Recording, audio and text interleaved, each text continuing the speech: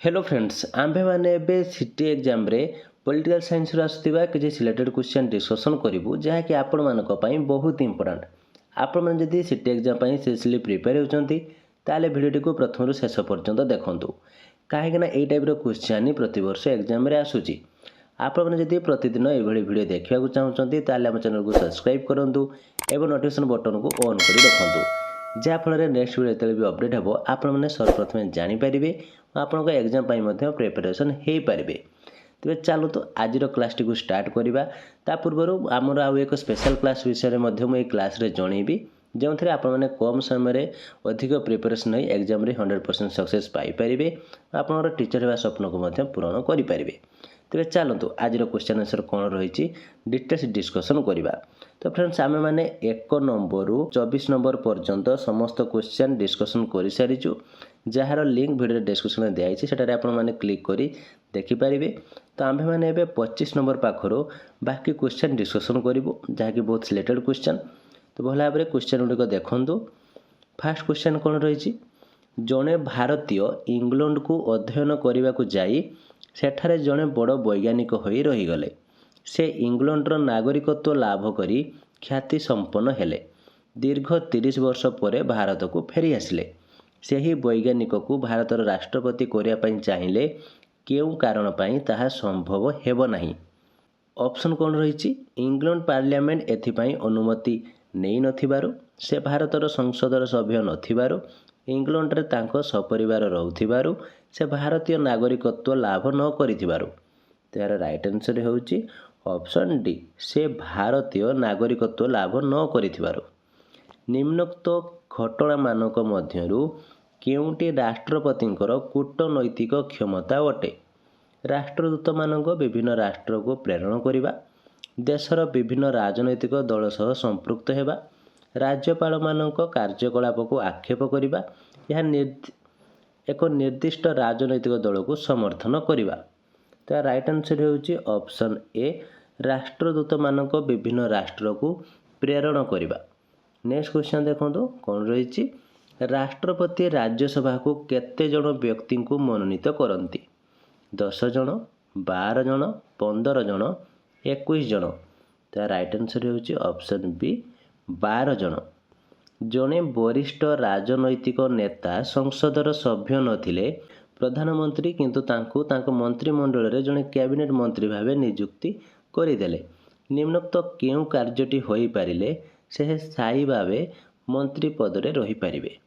राष्ट्रपति तांको नियुक्ति को स्वीकृति प्रदान कले 6 मास मध्य संसदर जेकोसी गृहर सभ्य रूपे निर्वाचित हेले मंत्रिमंडल बैठक रे तांको मंत्रित्व पदवी को वैधता कराइदेले उच्चतम न्यायालय तांको नियुक्ति को वैधता प्रमाण देले। तो राइट आंसर होउची ऑप्शन बी 6 मास मध्य संसदर जेकोसी गृहर सभ्य रूपे निर्वाचित हेले। निम्नोक्त मध्यरु किए देशर संसदीय शासन व्यवस्थार मेरुदंड अटंती राष्ट्रपति प्रधानमंत्री मंत्री परिषद विभागीय सचिव। राइट आंसर होउची ऑप्शन बी प्रधानमंत्री। लोकसभार बजेट अधिवेशन साधारण केउ समय रे बसी थाए जनवरी रु फेब्रुआरी फेब्रुआरी रु मे जुलाई रु सेप्टेम्बर नवेम्बर और December. Right answer option B February रु मई मास पर्यंत बा मे मास पर्यंत। प्रधानमंत्री तांको पद मर्यादा बल रे केउ संस्थार अध्यक्ष भाव रे कार्य करती संसद अर्थ आयोग विश्वविद्यालय योजना आयोग।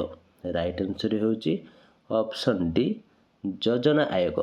तो फ्रेंड्स आपन यदि कम समय रे अधिक प्रिपरेशन है सिटी एग्जाम रे 100% सक्सेस पाइबा को चाहूचंती ताहले आपण माने मध्य हमर स्पेशल क्लास रे जॉइन है निजको प्रिपेयर करि परिबे।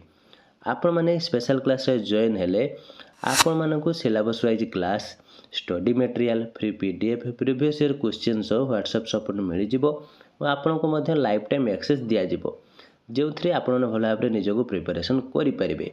तो आपण यदि जॉइन होया पई चाहउचंती ताहले जाइथिबा व्हाट्सएप नंबर रे जॉइन लेखि मेसेज करंदो किबा वीडियो डिस्क्रिप्शन मध्य जॉइन रो लिंक दे जाइसी सेटा क्लिक करी डायरेक्ट जॉइन हे परिबे।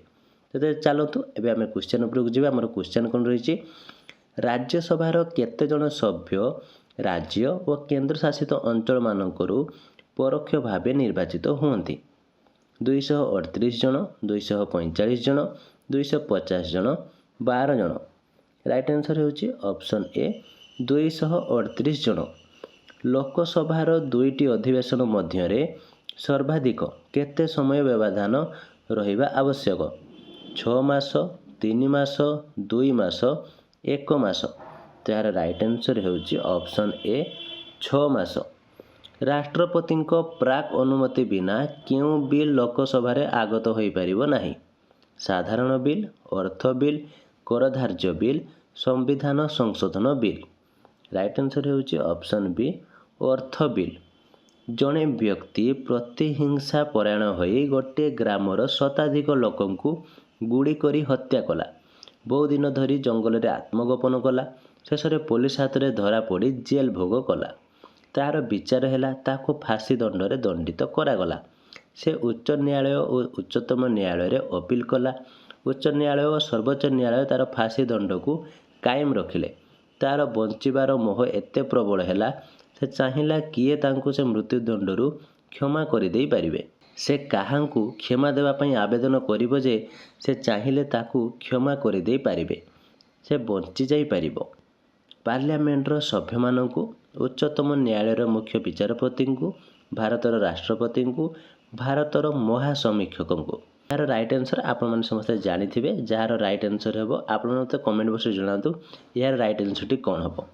ନେକ୍ସଟ କ୍ୱେଶ୍ଚନ୍ ଦେଖନ୍ତୁ କ'ଣ ରହିଛି ଦେଖିବା। କ୍ୟାବିନେଟ୍ ବୈଠକ କେଉଁ ଉଦ୍ଦେଶ୍ୟରେ ବସିଥାଏ? ମନ୍ତ୍ରୀମାନଙ୍କ କାର୍ଯ୍ୟ ସମୀକ୍ଷା କରାଯାଏ, ମନ୍ତ୍ରୀମାନଙ୍କ ସମ୍ପତ୍ତି ତାଲିକା ପ୍ରଦାନ କରାଯାଏ, ବିଭିନ୍ନ ବିଭାଗର ଖର୍ଚ୍ଚ ଦାବି ଉପସ୍ଥାପନ ହୁଏ, ଗୁରୁତ୍ୱପୂର୍ଣ୍ଣ ସରକାରୀ କାର୍ଯ୍ୟ ପରିଚାଳନା ଓ ନୀତି ନିର୍ଦ୍ଧାରଣ ହୁଏ। ଏହାର ରାଇଟ୍ ଆନ୍ସର୍ ହେଉଛି ଅପସନ୍ ଡି ଗୁରୁତ୍ୱପୂର୍ଣ୍ଣ ସରକାରୀ କାର୍ଯ୍ୟ ପରିଚାଳନା ଓ ନୀତି ନିର୍ଦ୍ଧାରଣ ହୁଏ। ମୋହନ ବାଗ 3 ବର୍ଷ ପୂର୍ବେ କଲେଜ ନିର୍ବାଚନରେ ସଭାପତି ପଦରେ ପ୍ରାର୍ଥୀ ହୋଇ ତାଙ୍କ କଲେଜର ସଭାପତି ହୋଇଥିଲେ। BA ପାସ୍ କରି ରାଜନୀତି କରିବା ପାଇଁ ମନସ୍ଥ କଲା। ତାର ଭୋଟ ଦେବାର ଅଧିକାର ଅଛି। ଫଟୋ ପରିଚୟ ପତ୍ର ମଧ୍ୟ ପାଇଛି। ଗତ ଲୋକସଭା ନିର୍ବାଚନରେ ପ୍ରାର୍ଥୀ ରୂପେ ଲଢ଼ିବା ପାଇଁ ସ୍ୱାଧୀନ ପ୍ରାର୍ଥୀ ହିସାବରେ ପ୍ରାର୍ଥୀପତ୍ର ଦାଖଲ କଲା। ସେହି ସମୟରେ ତାର ଫଟୋ ପରିଚୟ ପତ୍ରରେ ମୋହନ ବାଗ ପରିବର୍ତ୍ତେ ମୋହନା ବାଗ ହୋଇଥିଲା ଓ ବୟସ ମଧ୍ୟ 23 ବର୍ଷ ହୋଇଥିଲା। ପ୍ରାର୍ଥୀପତ୍ର ଯାଞ୍ଚ ସମୟରେ ତାର ପ୍ରାର୍ଥୀପତ୍ରକୁ ନାକଚ କରିଦିଆଯାଇଥିଲା। କେଉଁ କାରଣ ପାଇଁ ସେ ଲୋକସଭାର ପ୍ରାର୍ଥୀ ହୋଇପାରିନଥିଲେ? ଅପସନ୍ କ'ଣ ରହିଛି ଦେଖନ୍ତୁ। ଲୋକସଭା ପ୍ରାର୍ଥୀ ହେବାର ବୟସ ହୋଇନଥିଲା, ପ୍ରାର୍ଥୀ ହେବା ପାଇଁ କୌଣସି ଦଳର ସମର୍ଥନ ନଥିଲା, ତାର ନାମ ଭୁଲ ରହିଥିଲା, ତାର ମସ୍ତିଷ୍କ ବିକୃତି ଘଟିଛି ବୋଲି ଧରି ନିଆଯାଇଥିଲା। ତାର ରାଇଟ୍ ଆନ୍ସର୍ ହେଉଛି ଅପସନ୍ ଏ ଲୋକସଭା ପ୍ରାର୍ଥୀ ହେବାର ବୟସ ହୋଇନଥିଲା। ରାଷ୍ଟ୍ରପତି ଯଦି ଜାତୀୟ ଜରୁରୀ ପରିସ୍ଥିତି ଘୋଷଣା କରନ୍ତି ତେବେ ଏହି ଘୋଷଣାନାମାଟି କେତେ ଦିନ ମଧ୍ୟରେ ସଂସଦରେ ଅନୁମୋଦିତ ହେବା ଆବଶ୍ୟକ? 1 ମାସ, 2 ମାସ, 3 ମାସ, 6 ମାସ। ତାର ରାଇଟ୍ ଆନ୍ସର୍ ହେଉଛି ଅପସନ୍ ଏ 1 ମାସ। ଲୋକସଭାରେ କୌଣସି ସଭ୍ୟ ବିଶୃଙ୍ଖଳିତ ଆଚରଣ ପାଇଁ ଗୃହରୁ ବହିଷ୍କାର ବା ନିଲମ୍ବିତ କରିବାର କ୍ଷମତା ନିମ୍ନୋକ୍ତ ମଧ୍ୟରୁ କାହାର ରଖିଛି? ପ୍ରଧାନମନ୍ତ୍ରୀ, ବାଚସ୍ପତି, ସଂସଦୀୟ ସଚିବ, ଉପବାଚସ୍ପତି। ରାଇଟ୍ ଆନ୍ସର୍ ହେଉଛି ଅପସନ୍ ବି ବାଚସ୍ପତି। ବାଚସ୍ପତି କେଉଁ ସମୟରେ ତାଙ୍କର ନିର୍ଣ୍ଣାୟକ ଭୋଟ ପ୍ରଦାନ କରିବା ଆବଶ୍ୟକ ହୋଇଥାଏ? କୌଣସି ଚିଠା ଆଇନ ସପକ୍ଷ ଓ ବିପକ୍ଷରେ ସମାନ ସଂଖ୍ୟକ ଭୋଟ ମିଳେ, କୌଣସି ଚିଠା ଆଇନ ସପକ୍ଷରେ ଶାସକ ଦଳ ଅଧିକ ସମର୍ଥନ ଥାଏ, କୌଣସି ଚିଠା ଆଇନ ବିପକ୍ଷରେ ବିରୋଧୀ ଦଳର ଅଧିକ ସମର୍ଥନ ଥାଏ, କୌଣସି ଚିଠା ଆଇନ ଉପରେ 2/3 ସଭ୍ୟଙ୍କ ସମର୍ଥନ ଥାଏ। ରାଇଟ୍ ଆନ୍ସର୍ ହେଉଛି ଅପସନ୍ ଏ କୌଣସି ଚିଠା ଆଇନ ସପକ୍ଷ ଓ ବିପକ୍ଷରେ ସମାନ ସଂଖ୍ୟକ ଭୋଟ ମିଳେ। ରାଜ୍ୟସଭାର ସଭ୍ୟ ହେବା ପାଇଁ ଜଣେ ବ୍ୟକ୍ତିଙ୍କୁ ଅତି କମ୍ରେ କେତେ ବର୍ଷ ବୟସ ହେବା ଆବଶ୍ୟକ? 18 ବର୍ଷ, 21 ବର୍ଷ, 25 ବର୍ଷ, 30 ବର୍ଷ। ରାଇଟ୍ ଆନ୍ସର୍ ହେଉଛି ଅପସନ୍ ଡି 30 ବର୍ଷ। ନିମ୍ନୋକ୍ତ ବ୍ୟକ୍ତିମାନଙ୍କ ମଧ୍ୟରୁ କିଏ ଭାରତର ପ୍ରଥମ ରାଷ୍ଟ୍ରପତି ଥିଲେ? Doctor Rajendra Prasad, doctor Zakir Hussain, doctor Sarvepalli Radhakrishnan, Pandit Jawaharlal Nehru. ଏହାର ରାଇଟ୍ ଆନ୍ସର୍ ହେଉଛି option A doctor Rajendra Prasad.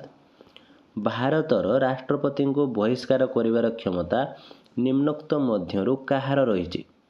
ପ୍ରଧାନମନ୍ତ୍ରୀ, ସର୍ବୋଚ୍ଚ ନ୍ୟାୟାଳୟ, ପାର୍ଲାମେଣ୍ଟ, ମୁଖ୍ୟ ନିର୍ବାଚନ କମିଶନ। ରାଇଟ୍ ଆନ୍ସର୍ ହେଉଛି ଅପସନ୍ ସି ପାର୍ଲାମେଣ୍ଟ। राज्यसभार उपाध्यक्ष को निर्वाचित करिवार क्षमता काहांकर रहिछि?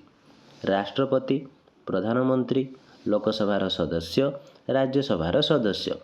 तार राइट आंसर होछि ऑप्शन डी, राज्यसभार सदस्य। साधारण चिठा आईन बा बिल केउठारे आगत होई परिबो? लोकसभा, राज्यसभा, जेकोसी गृह रे कैबिनेट बैठक। तार राइट आंसर होछि ऑप्शन सी, जेकोसी गृह रे। तो फ्रेंड्स ये समस्त क्वेश्चन आपण मानक पई बहुत इंपोर्टेंट। आमे नेक्स्ट क्वेश्चन बाकी जहाँ भी रही नेक्स्ट क्लास रे डिस्कशन करिवो।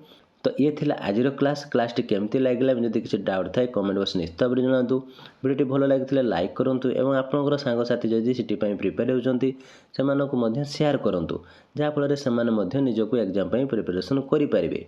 आपड़ यदि आम चैनल नुआ अच्छा ताले चैनल को सब्सक्राइब कर नोटिफिकेशन बटन को ऑन कर रखुँ जहाँफल जितेबाला आम चैनल वीडियो अपडेट हो आपने जानीपारे और आपने प्रिपेरेसन करेंगे। और आपड़ जब आम स्पेशल क्लास जॉइन होगा चाहते ताले देइथिबा व्हाट्सएप नंबर रे जॉइन लिखि मेसेज करूँ कि वीडियो डिस्क्रिप्शन में जॉइन लिंक दी जाइए क्लिक कर जॉइन हो पारे। तो आज एतिकी, थैंक यू।